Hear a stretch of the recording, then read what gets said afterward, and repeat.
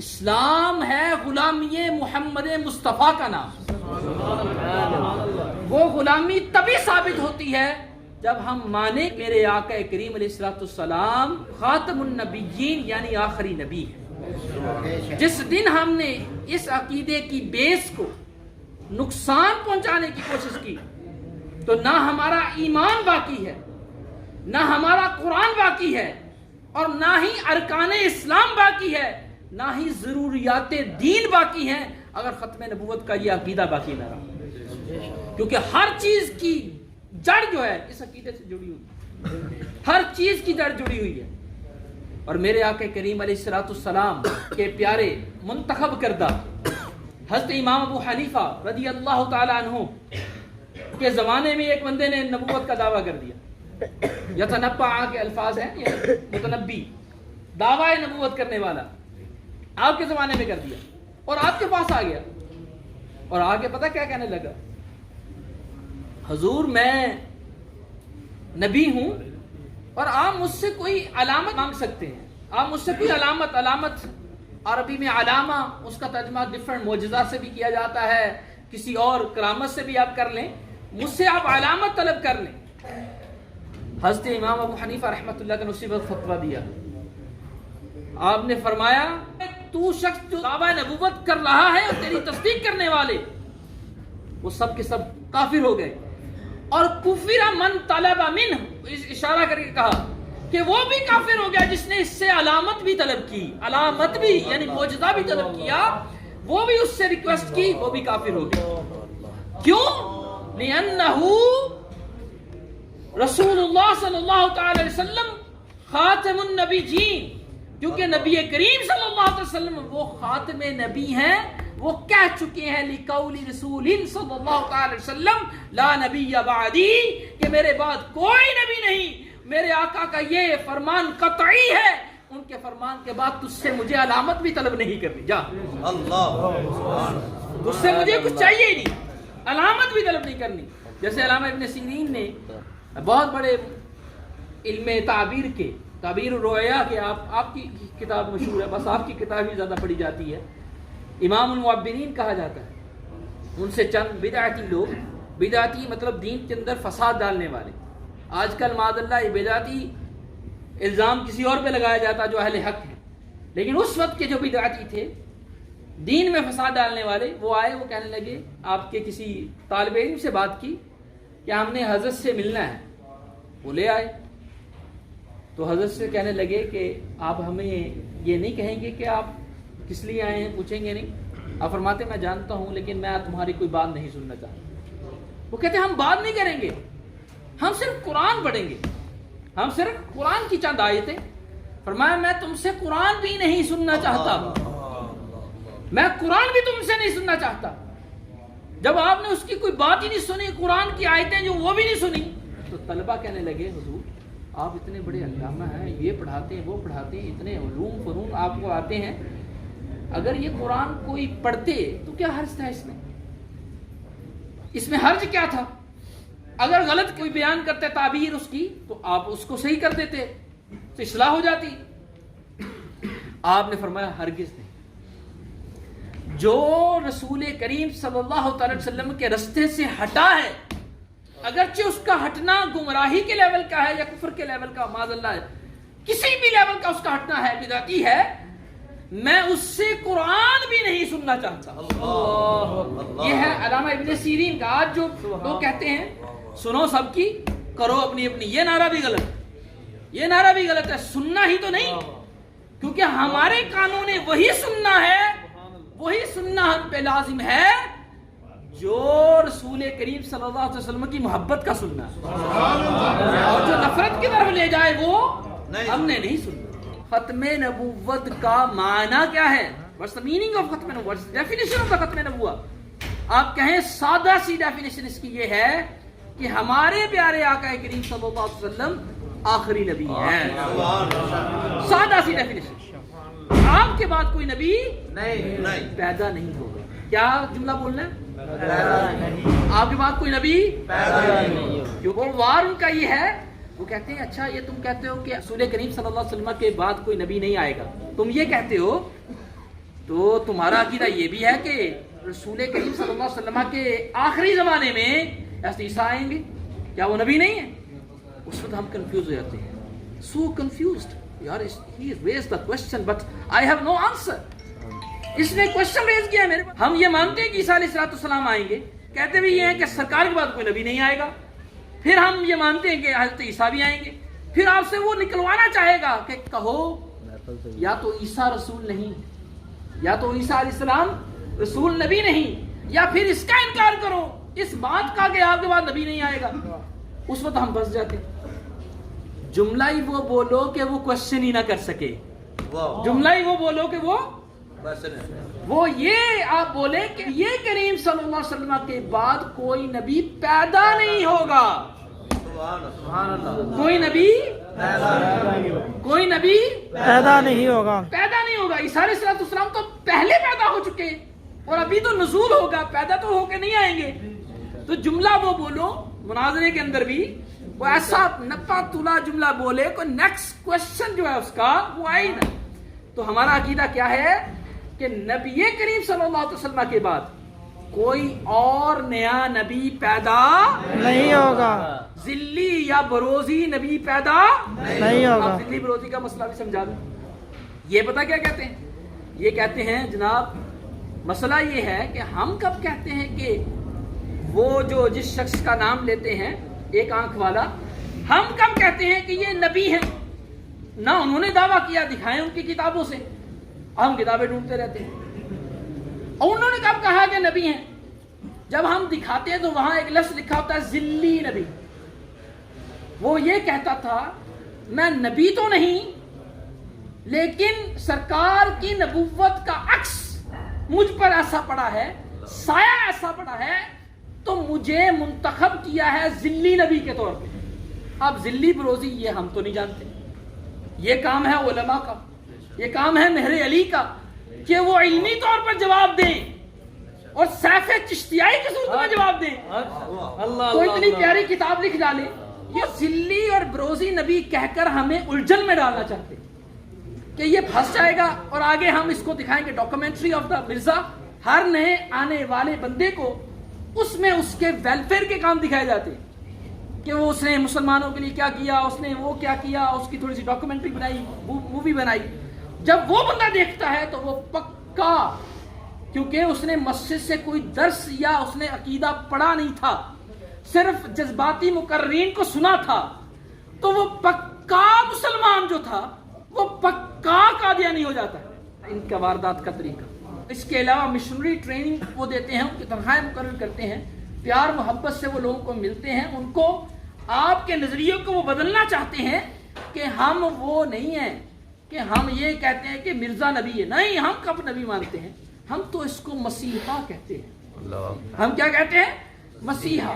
پھر مسیحا کا اردو لفظ جس کا معنی یہ ہے کہ رہنما، مسیحا سے مسیح کی طرف لے کے آئیں گے.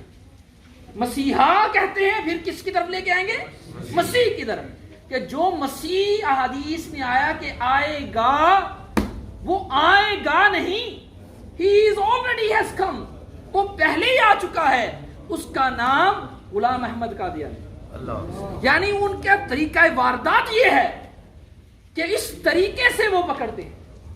اور ایک بات یاد رکھو میرے پیارے بھائیوں، مسیح یا مسیحا ہونے کے لیے بھی، یعنی بارگاہ رسالت کا غلام ہونے کے لیے، غلام احمد، اس نے نام، اس نام سے بھی وہ دھوکہ دیتا تھا کہ میں احمد نہیں، میں غلام احمد ہوں، میں غلام نبی ہوں، میں نبی نہیں، میں غلام نبی ہوں. اس طرح کی باتیں بھی اپنی کتابوں میں لکھتا رہا، اپنے جلسوں میں بیان کرتا رہا. اور یہ لوگ بھی سیم اسٹریٹجی اختیار کر کے ہم لوگوں کو مسلمانوں سے ہٹا کر قادیانی بنانے میں کامیاب ہو رہے ہیں. میں آپ لوگوں سے ایک پوچھتا ہوں، آپ میں سے آپ سب غلام نبی ہیں نا؟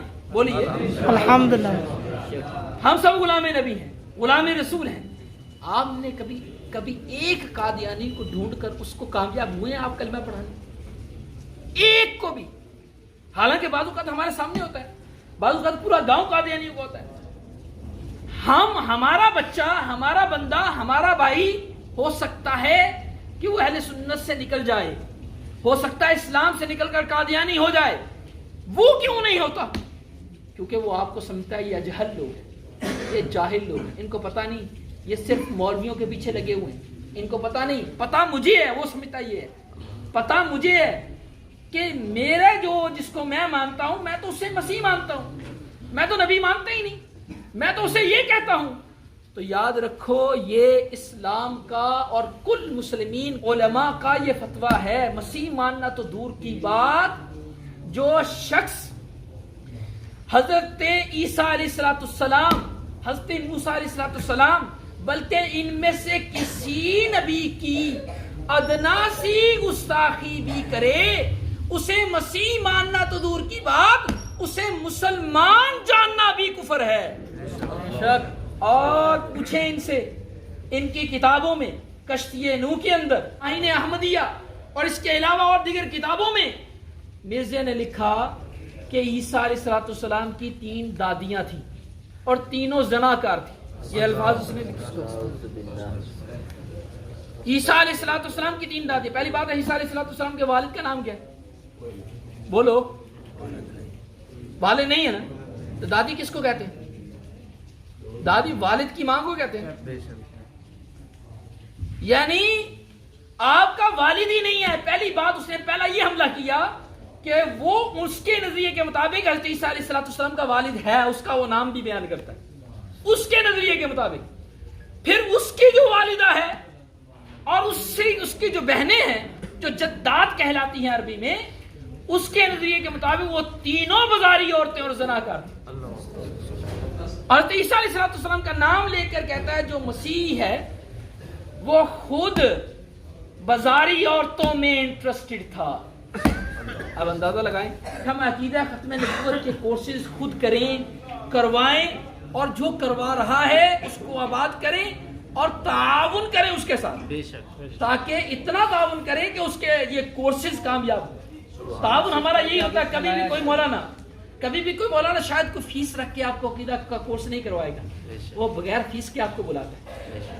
اور یہ جب آپ علمی پوری چیزیں پڑھیں گے، جو میں نے چند چیزیں آپ کو بیان کی، وہ کس طرح واردات کے ذریعے آتے ہیں اور ان کے کیا اعتراضات ہیں، آپ کوئی بھی حدیث پڑھیں گے نا، لا نبی بعدی، یا کوئی بھی حدیث پڑھیں گے، ختم نبوت کا دروازہ بند ہو گیا، اور آگے اس کے بعد وہ آپ کو ایسی شرح اس کی تفسیر بتائے گا کہ آپ کے پاس اس کا کوئی جواب نہیں ہوگا اگر آپ نے علماء سے اس کا کورس نہیں کیا ہوگا، اس کا پڑھا نہیں ہوگا۔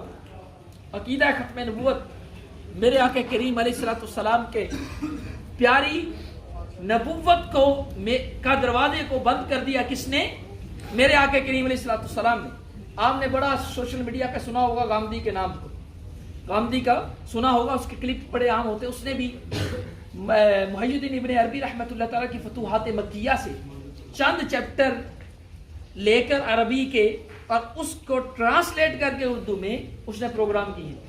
اس نے یہ سمجھانے کی کوشش کی ہے، محی الدین ابن عربی جن کا بڑا نام ہے اور جو ارطغرل کا بھی پیر تھا، جو پوری خلافت عثمانیہ کا نکالنے والا اور یہ درس دینے والا تھا، وہ بھی یہ بات لکھ رہا ہے فتوحات مکیہ میں کہ ختم نبوت کا اصل معنی یہ ہے کہ نبی کریم صلی اللہ علیہ وسلم نے اپنی نبوت کو تو ختم کر دیا، لیکن اپنے کسی بعد میں آنے والے کو اپنے مشن پر وہ منتخب کر سکتے ہیں۔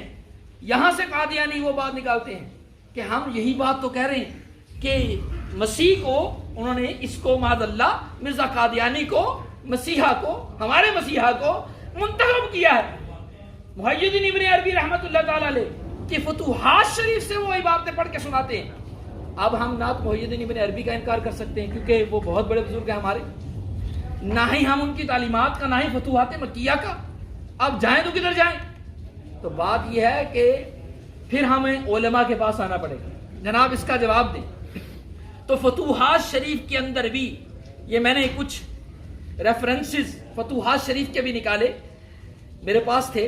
فتوحات شریف کے اندر بھی علامہ محی الدین ابن عربی رحمۃ اللہ تعالی علیہ نے واضح طور پر یہ بات لکھی ہے، میں عربی میں پڑھ رہا ہوں، لکھا ھذا باب اغلق بعد موت محمد صلی اللہ علیہ وسلم، یہ ختم نبوت کا دروازہ نبی کریم صلی اللہ علیہ وسلم کی وفات کے بعد بند کر دیا گیا ہے.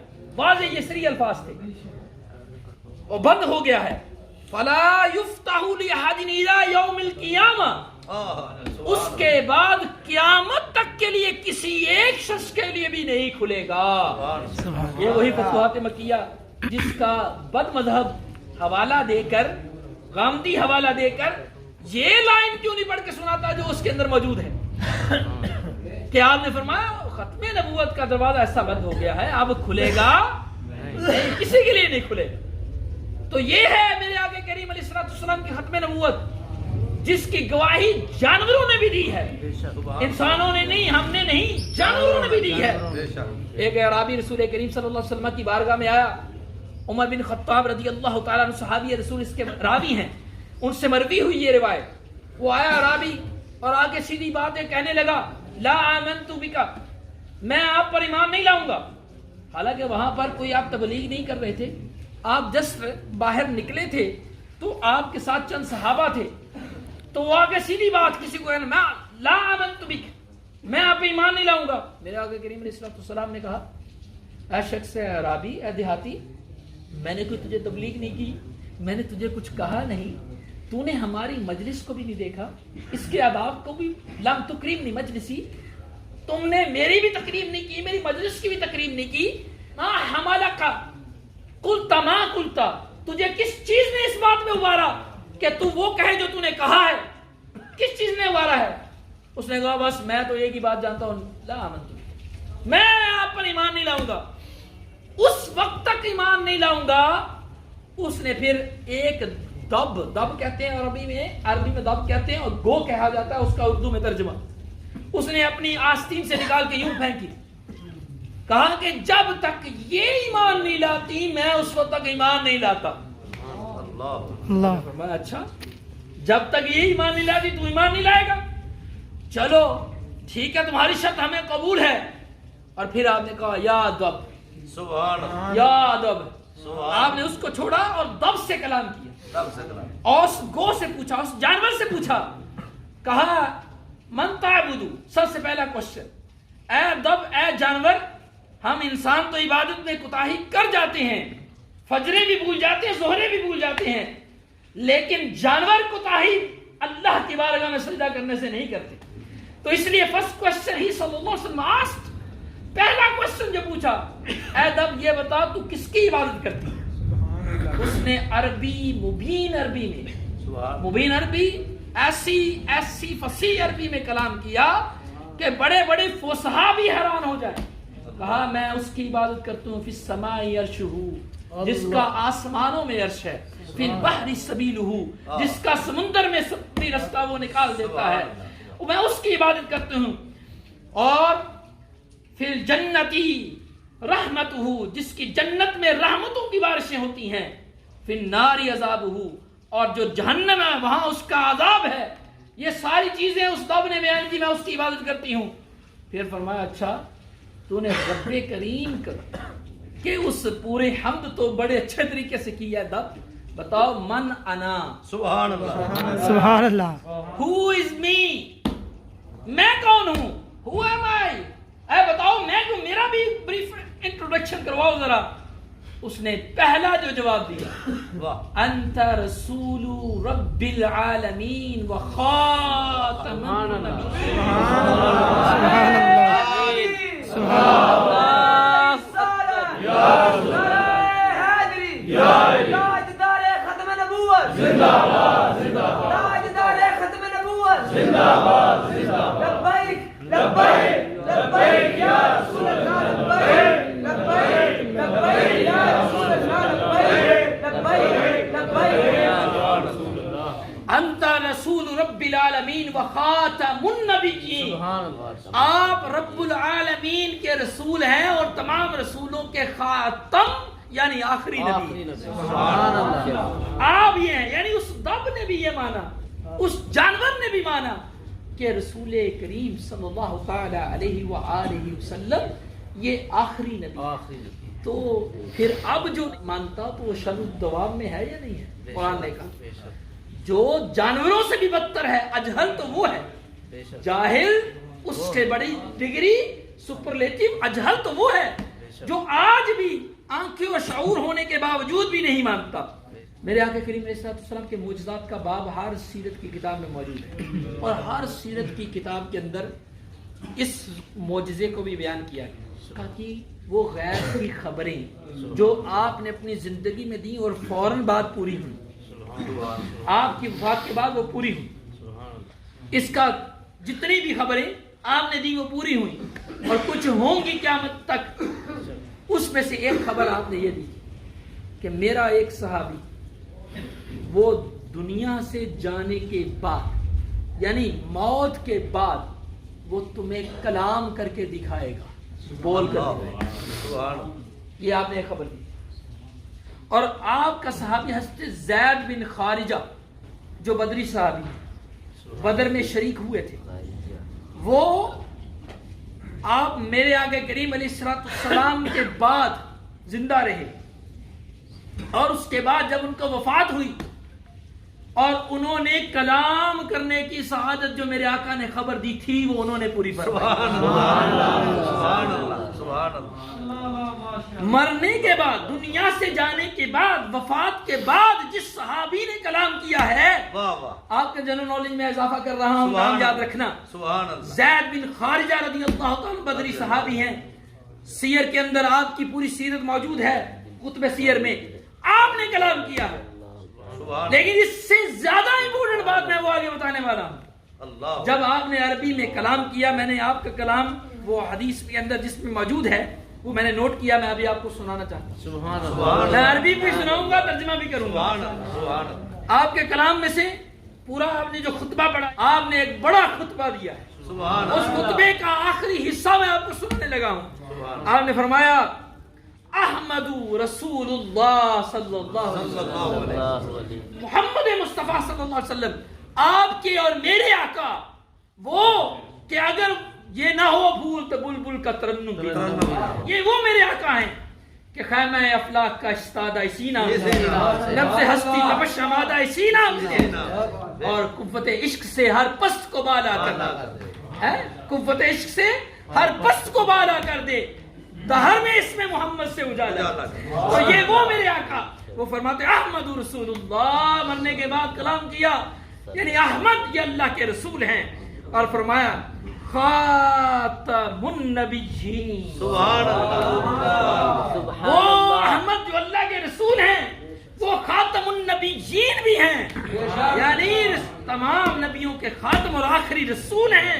और फरमाया सलामु अलैका या रसूल अल्लाह व बरकातहू। ये जो या रसूल अल्लाह पे हम पे एतराज होता है ना, मरने के बाद उस सहाबी ने जो कलाम किया उसमें भी कहा अस्सलामु अलैका या रसूल, ये वो कलाम किया।